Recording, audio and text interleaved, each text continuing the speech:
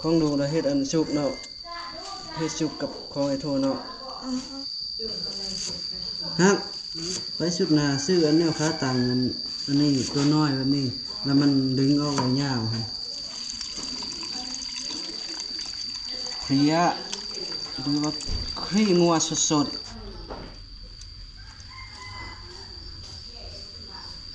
มาเพชรจำนั่นเลยจูเชื่อที่ไหนยัง น้องสาวผู้ติดข่อยซื้อลาบซื้อฮัก สิเป็นคำ พ่อแม่น้องมาเวียงนะบ่มีเงินลงไปต้องได้ค่าหมูอันลูกสาวนะลูกสาวผู้กกนี่นะลูกค่ามันดูหมูน่ะหมูหยังหมูหยังอันนี้น่ะหมูฟันหมูเด้งบ่ทุบลูกทุบให้แง่ลูกอ้าวมีแต่ไว้ฟันกีด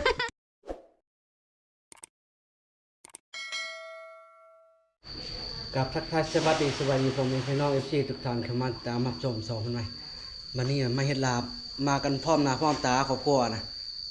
มีน้องชายมีน้องสาว2คนแล้วก็มีพันมาเองน้องน่ะ4คนพ่อแม่น้อง4คนนะแล้วก็พ่อแม่2รวมทั้งหมด6คนครอบครัวมากันพร้อมหน้าพร้อมตาก็สิพร้อมหน้าพร้อมตาโอ้ได้ใช้เวลาใช้โอกาสนะเวลาดีโอกาสดีนี่เฮ็ดลาบซีนพ่อแม่น้องลาบซีนบ่หำมันเพิ่นสบายดีทุกคนล้าง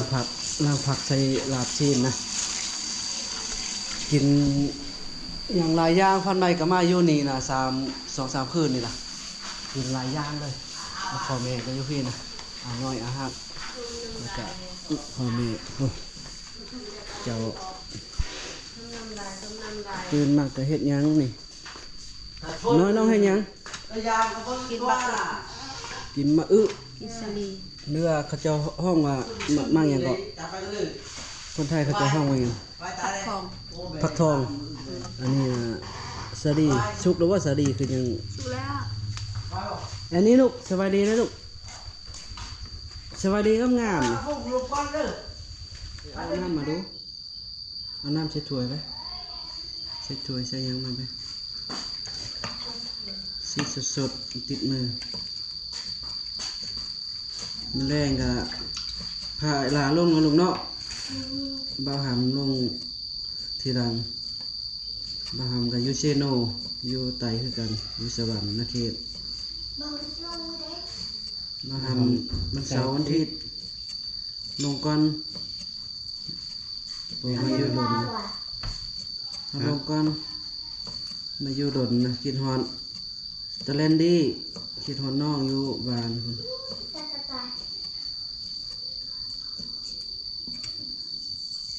น้องมันอยู่มันกินยังไงฮะ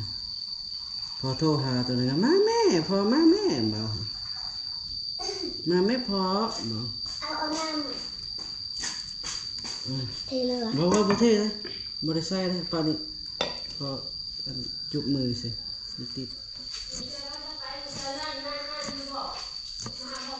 ของดูนะเฮ็ดอันชุบเนาะเฮ็ดชุบกับของไอ้โทเนาะโทนี่กินดิบหรือเปล่าเฮ็ดชุบครึ่งนึงดิบครึ่งนึง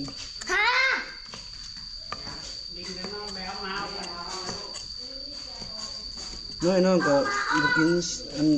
ดิบหลายตอนนี้บ่เคยกินดิบจักเทื่อ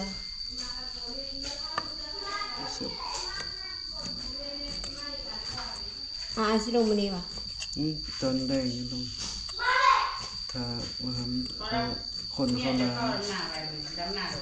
จักแล้วหรือว่าจะนะพ่อพี่น้องสำเร็จเป็น1ขั้นตอนซอยสำเร็จนะจะหน่อยสิอันเอาเพียมาลงเอาเพียลงเสปะนะเป็นลาบนอนเพียยืดกินต้มเพียอยู่ต้มเพียก่อนเอามาน้องมาไฟนี่นะมันคือมาว่าพี่อันนี้ไปใส่ อันนี้ไปกับ ไปกับเบาห เพียกอะ ถ้าจังสุดเนี่ยมีเขาแรงสุดใครสี มันใหญ่โพดดูเอาไปป้าบ่ได้อันน้อยๆซ้ำนี่นะครับตังฮักไปสุดหนาซื้ออันแนวขาตังอันนี้ตัวน้อยแบบนี้แล้วมันดึงออกไว้ยาวให้น้องซื้อตัวขาตังแล้วก็ซื้อแบตแท้จาก2ก่อนแบตอันนี้ได้อยู่คลิปปลายแบตแท้ได้อยู่2คลิป แค่กว่าละ1,000 บาท บ่ฮอดฮะบ่ฮ หั อ ว ด ทำเบิ้งมาแล้ว หมอน้องเบิ่งบ่ถึกห้านมีแต่ฟันซี่ปลายนึง2กวนแบตคู่ ก่อน แบ นั้น ต ละ แท้ 1,000 กว่าบาท แบกผูบ่มีแบกแท้ ขอเอาเพียงเคลียดูว่าคลี่งัวสดๆขี้อ่อนนะ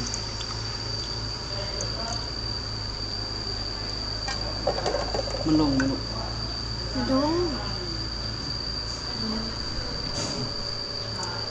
เพียใส่นะเอ้าบ่อยากลงลูก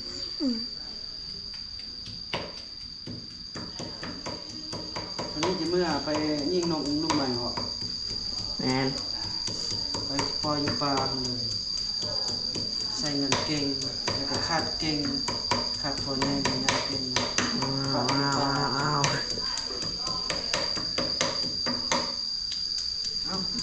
เล่นกระดูกผักเสียง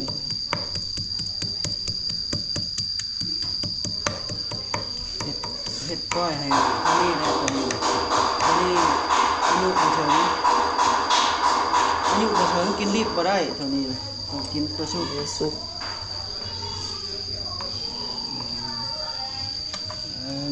มาเบิ่งดูใส่ตัวนี้ปังใส่เพีย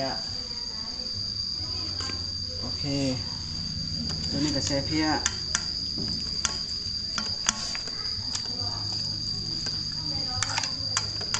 สิ้นดีๆทำไมเอาไปทาขี้หมดตัวนี้เนาะจะแซ่บตัวนี้มาแล้วสาวโทรหา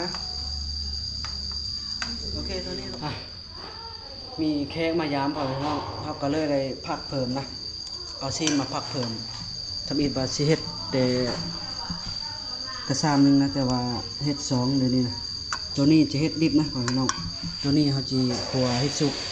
บางคนเขาเจ้าก็บ่กินของดิบนะผักต้องขัวให้มันสุก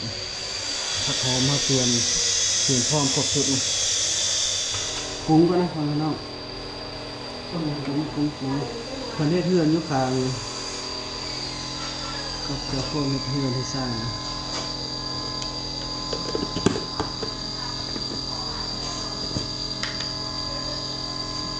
ข้าวคั่วลงเผ็ดลงนะ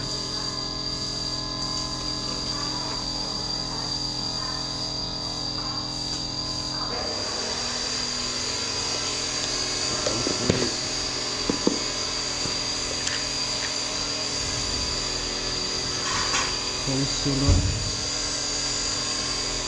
เรือแป้งนัวที่แล้วก็โคลน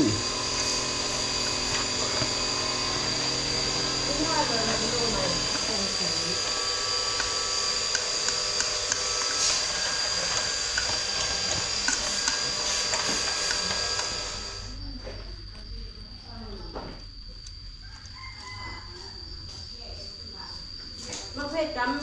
นั่นเลยจูนั่นเชื่อยกที่ไหนอะไรยังลูกจะเลยมักง่ายกับมักง่ายหนูคนมาที่หนูก็กล้าหนูลงมันไปได้ไปล่างหาลูกหนูก็กล้าก็เดี๋ยวข้างออกไปทุกคนข้างออกว่าจำนั่นเลยตัววันเลยเนาะ สำเร็จพ่อพี่น้องถึกขั้นตอนพันใหม่ซิมเบิ่ง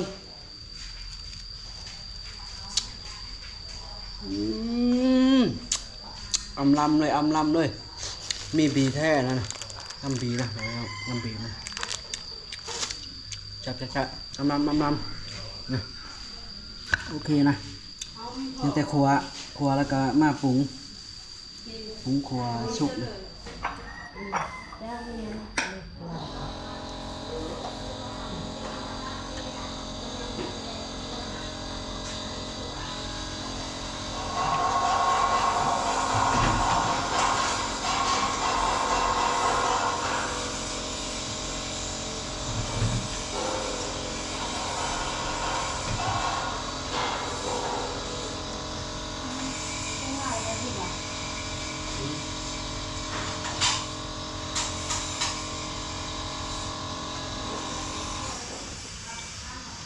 เฮ็ดจักจาน4จานเนาะ ที่ว่าจะปิดอ่ะที่ว่าจะมาตามหรอ ตามมันจีก็ได้ ที่ก็ไม่ได้หอม แม่ชนะเฮ็ดได้ 5 บาทเล็กแม่อันนั้นเป็นน้ำตัวคุณลุงกันนะนี่ก็เลยเอานั่นอันนี้ก็ได้เอาห้อยเลยพอมีพระเขาเจ็ดต้นไม้เขาสิ เซฟกระทะ ไม่มาเขาน้ำ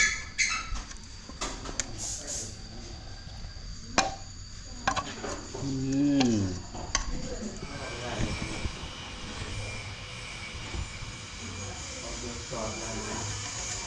ตัวนี้จะเป็นลาบชุกนะครับลาบชุกนะ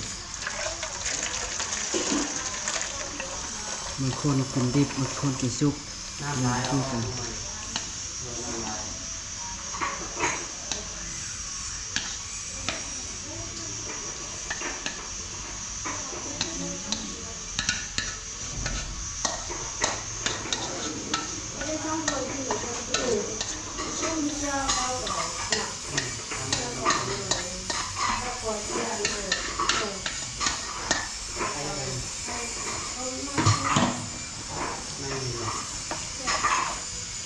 ครนให้เย็นก่อนลาบชุกเอาพี่น้องอันนี้ลาบชุกทอดขอกันกันนะเชฟกระทะยางเอาผักหอมผักหยังลงไปเชฟกระทะยาง ที่กับตามเมนูจะดู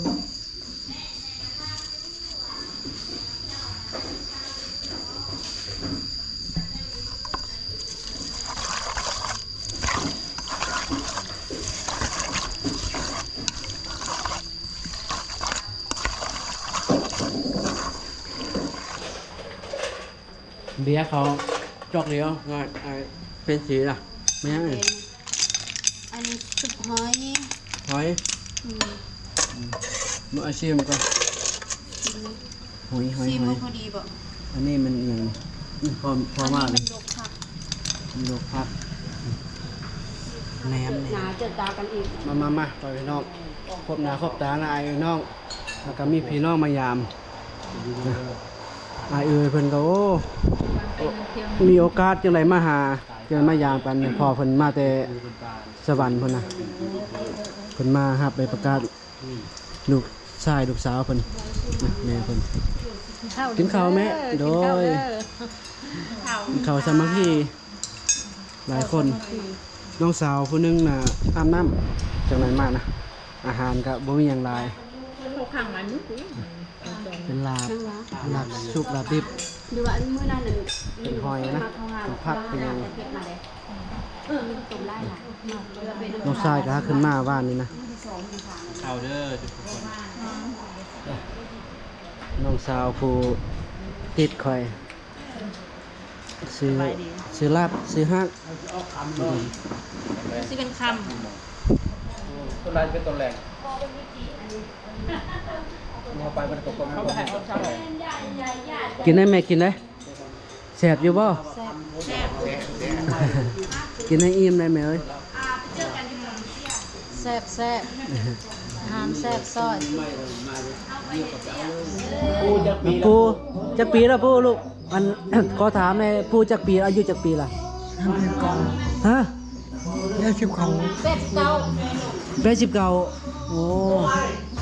คือสมควรละปูนะยังแข็งแรงยังไปไหลมาไหลอยู่เนาะ ได้กินได้ เออ กินเบียร์ก็ได้นะคุณเนาะ กินน้ำอันนี้เอาเนาะปูเนาะกินน้ำส้มเอาเนาะ น้ำส้มน้ำบานเอา ทำไมเนี่ยปูทำหักเลยทำหักทำไม กินแล้วเขาน่ะห้ามเอาอันนั่นไว้กูพ่อแม่น้องมาเวียงนะบ่มีเงินลงไปต้องได้ค่าหมูอันลูกสาวนะลูกสาวผู้กกนี่นะลูกค่ามันดูหมูน่ะ เขาเลย หมูหยังหมูหยังอันนี้น่ะ พัน หมูฟันหมูเด้งบ่ ทุกอีก ทุบลูกทุบให้แง่ทุบอ้าวมีแต่ไว้ฟันกีบพอแล้วลูกพอแล้ว พอแล้วต้อง อ้าวมีแต่ไว้ฟันกีบโอ้ ใบละแส ย นมีลึกในเด้อเอาแอร์บ่ใบละแสนลึกแสนมานี่ เอาไว้ฟันกีบเราลงเฮือนน่ะอันนี้ลูกมันจะพ่ออยู่บ่ ย่าเมียสิบ่พอ เอาอันใบอันนี้อะเอาไปตั้งห้างลูกใบยังนี่ บ๊ายบาย ใบ50ใบละแสน ใบละแสนมันฮู้ปอนมาเด้อมันฮู้ทอนเงินไปโรงเรียนมาเหลือมันก็มาส่งเอามาไว้ทางนี้ลูกอันนี้นะ เอาใบอันนี้ไปตั้งห้างลูก อันนี้เอาใบละแสนใบละ50 หอดบ่เราหัวบ่เราสองล้าน จบนี่เอาไปรถ พ่อคารถบ่ลูกพ่อคารถตรงเฮือนบ่ บ่พอบ่พอ เงินอันนี้นี่เงินหยังลูกนี่น่ะปราชิกบ่ เงินไทยเนาะ20บาทอันยังจื้ออยู่ยังใหม่อยู่ วันนั้นป้านั่น เงินอันนั้นเด้เงินกะละพึกเงินอันนั้น อ๋อลูกนับเบิ่งดู ออกเลย ลูกลาบเป็นบ่ อันนี้นับเบิ่งนับไว้ละแสนนั่นใช้ไว้ละแสน ปีหนึงว่าลูกย่าป้อนให้จมปูป้อนให้ปีหนึงบ่ ก็ช่วงเฮียนนี่แหละ เอ้าตอนนั้นอันพอป้อนก็ 2-3 แสนในตอนเขาเจ้าอัน ก็ช่วงเฮียนเด้ เขาเจ้าเฮ็ดอันนั้นเขาเจ้าดินการพนันอยู่เฮือนเขาเจ้าดินไพ่ อีพวกก็ต้องเอาไป เอาไปอีแอนน้องเนาะ อยู่ใส่ แล้วฉันจะรู้ไหม ใบ ว่า 50 พวกเขาเป็นมิจฉาชีพถ้าฉันรู้ฉันก็ไม่โอนเงินให้พวกเขา 50โอเอเด้อ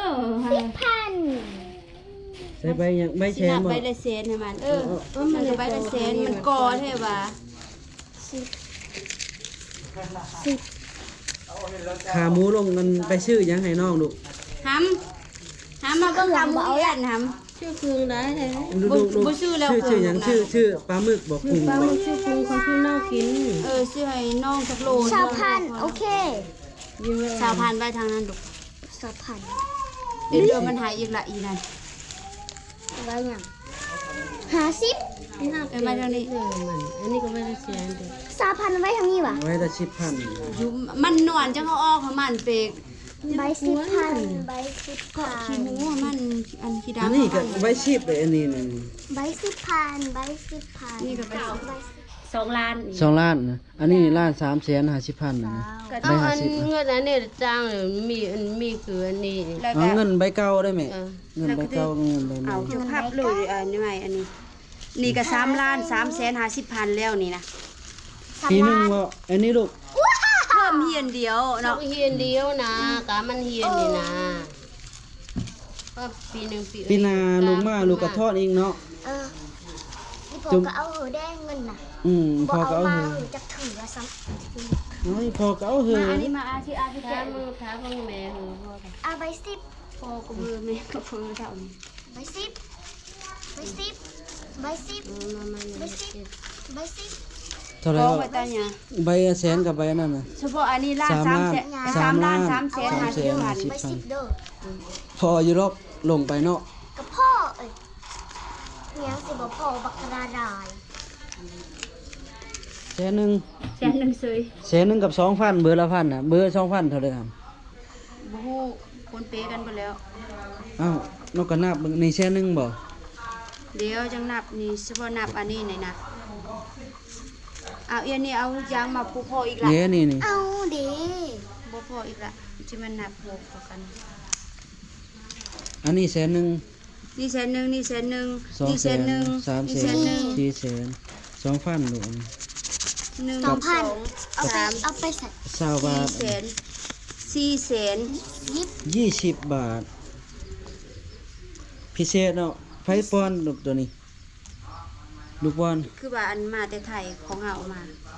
ก็เอาซะน้อยเอามา หัวล้านบ่ 4 ล้าน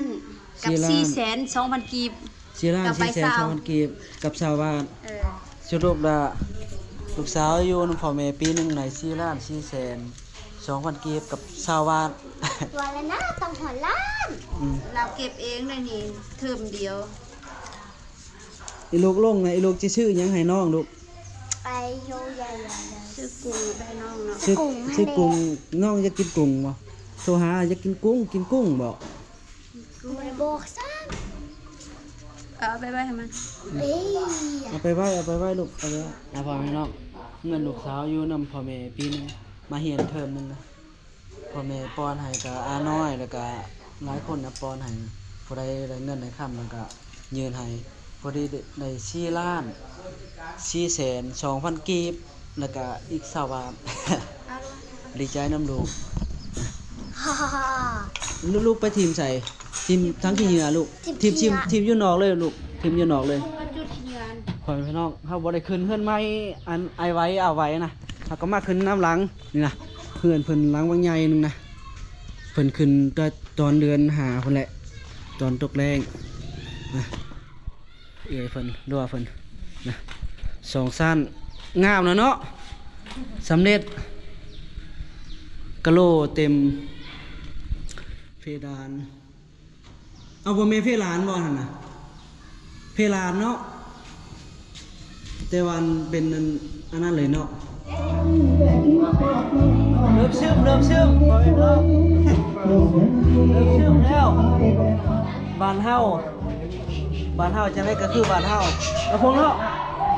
บ้านเฮาจังเลิกก็คือบ้านเฮาเนาะ บ้านเฮาก็คือบ้านเฮานั่นแหละนี่น่ะก็ยังม่วนคือเก่า คิดหลายบ่เรื่องตาอย่างนั้นเลย ก็คิดแล้วคิดนะคิดก็คิดเนาะแต่ว่าเรื่องบ่คิดก็กินเบียร์ใส่กันเรื่องมันนั่นแหละ ล้นๆเทื่อนึงก่อนพี่น้องเลย บ่ขึ้นแล้วบดไว้ บ้านเฮาก็ซ้ำบ้านเฮานี่แหละบ้านเฮาก็ซ้ำบ้านเฮาแต่ว่าไอ้ไว้นี่ต่างไหนเงินหลังบางใหญ่น่ะ มีจักรยาน สอบสวนไหนไอ้ไว้ต้องมีคนมาสอบสวนว้าโถมันเมียนอยู่บ่ สอบอ่ะกดสอบทรัพย์สินอ่ะ กดสอบไหน เป็นรถสายจักรยานมี ต้องมีคนมากดสอบไหนมันเมียนอยู่บ่อันนี้น่ะ มากวนแล้วบ่มีอ่ะ บ่แม่นตบตุนบ่อันนี้น่ะไอ้ไว้ สิต้มอยู่ โอ้ ต้มเมียนี่แหละ วุ่น2ชั้นอีก ใกล้เราได้นี่นะ ต้มไก่ละ ไปเฮ็ดเงินไปเนี่ยคุณยิน โอ้ เมีย ยอย่าเป็นต้มตุนเด้ เชื่อมาฮอด นี่ นี่นะตั้งแต่ ก่อนพี่น้องไก่นะปิ้งไก่ เขาจนได้ฮอดอีก 10 ปีหามเอา10 ปีแล้วอ่ะเฮ็ดเงินนี่นะ เอ้าวันนี้ แม่ เขาจนได้ฮอดอีก เงินหวยได้เงิน3 เดือน วันนี้ 3 ปี3 วันนี้ พิมพ์เป็นดีเลยอันนี้ก็ปั่นบ่ควร นี่ เมาแฮง นี่ก็พูดแล้ว นี่ก็แค่บ้านเฮา เมียมันน่าบ้าแล้วนี่ เบ้าจีบ่เข้าใจจังหน่อยนะมีแต่คนเฮาไต้หวันเฮา แล้วพี่ เอาเลยเด้ กินมากอะไรวะให้บ่าวบ่กินมา บ่คมหน้าคมตาแล้ววันนี้ ค่อยบ่อยากเมา คมหน้าคมตาแล้วดีนะ คงแล้วอ่ะอันค่อยเมาแล้วฟังยาก ใช้คมหน้าคมตาละ เอาเดี๋ยวมาแม่ อันค่อยเมาแล้วฟัง นึกเลยบ่กินเลย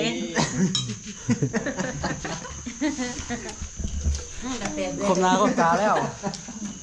เมาแล้วเมาแล้ว เอาต่อลูกไปแม่ลูกลงเด้อน้อยไอ้ลงเด้อบ๊ายบายนายลูก ไป นายไปนำแม่ก็ไปไป ไปน่ะไป ไปนายก็ไปบ่ ไป ไปนะหำน้องลงทีหลังไปลงก่อนเอามาไปนึงก่อนแม่ ขอบใจไปนายไป สวัสดีลุง ไปนายลูกพานี่พานี่สบายดีไหม อันนี้ลูกเอ้ยเอามือขึ้นเลย ลูกก็สบายดีลูกเฮ็ดหยังไม่ฟ้อเมียนให้นี่นะสับๆนะน้องลูกเฮ็ดนั่นนี่เนาะน้องยามน้องเนาะนายลูกก็ลงบ่ลูก ลงต้นน่ะ ลุงลงบ่ ลงโชคเลยน่ะ ไปน้ำปูน้ำยาบ่ ไป โอ้ ใส่ ย แน่ น้ำตาหนึงนะ แน่ไปใส่ ไม่น้อยๆเป็นหนาตัวไก่ นายไปใส่ช่องเอ๋ยบ่ช่องเอ๋ยนี่บ่ และ ออกมาชมพ่อแล้วพ่อแล้วพ่อแล้วก็เมื่อเลิกต่อเลิกเลิกฝากเลิกเอาเลิกลงมาเชโนนะพ่อครับ ใจพอเอาเมื่อรถพอนะสบายเด้อออกมาส่ง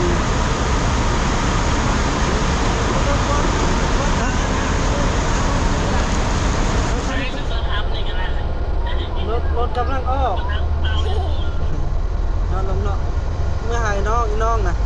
น้องกินยังลูกกินยังโอ้ยเลื่อมตาเถิดดิลูกกินยังอ่ะลูกกินม่มบ่ถ้าเอ่ยเด้ออื่นเอ่ยหอเด้อลูกเด้อน่ะขี่รถเก่งนอนสบายเลยนอนลงเนาะโอ้ยน้ำมือยังมาตกใส่คอน้ำหัวบ่ตอนนี้แล้วสนะบอกน้องหน่อยอื่นบ๊ายบายร้านที่เราจัดบอกเวลามาอื่นนะรถคนของรถเรือเขากันนี่แล้วใช่ก้อยพอพี่น้องพอเพื่อหอบของมาหอดแล้วนะลูกสาวหอด4 โมงรถ VIP คันนี้นะไหวนะ VIP ข้ามภาคทั้งนี้ลูกโอ้เราหันนะประตูพวก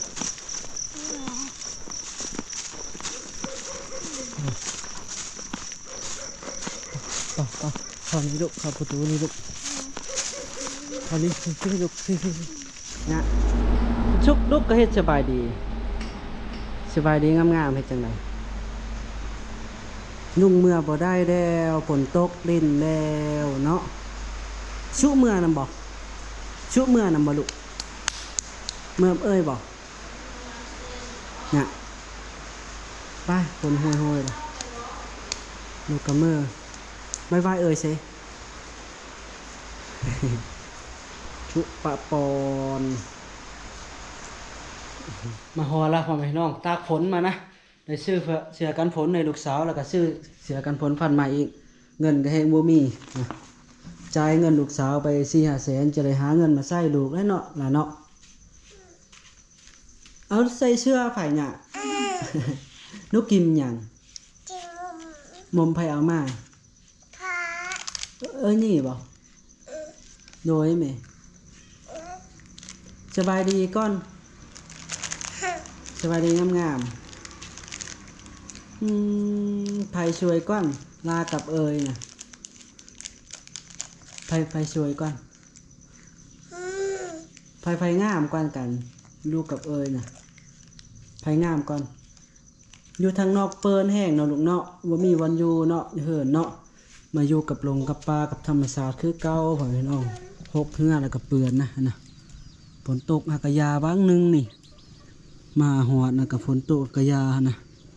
จอดรถแล้วก็เข้ามาชวนเมียกับปลานะไปซ้ำตะกานะนำหน้าซ้ำมื้อนี้พันใหม่นะขึ้นไปเฮือนพ่อแม่นะบ่ได้ลงมาพ่อพี่น้องดำแต่ทง1ทงหน้าซองนะแล้วทงนี้นะให้เข้าใจดำพอดีครบทิศ1ทิศปลายลูกสาวกะ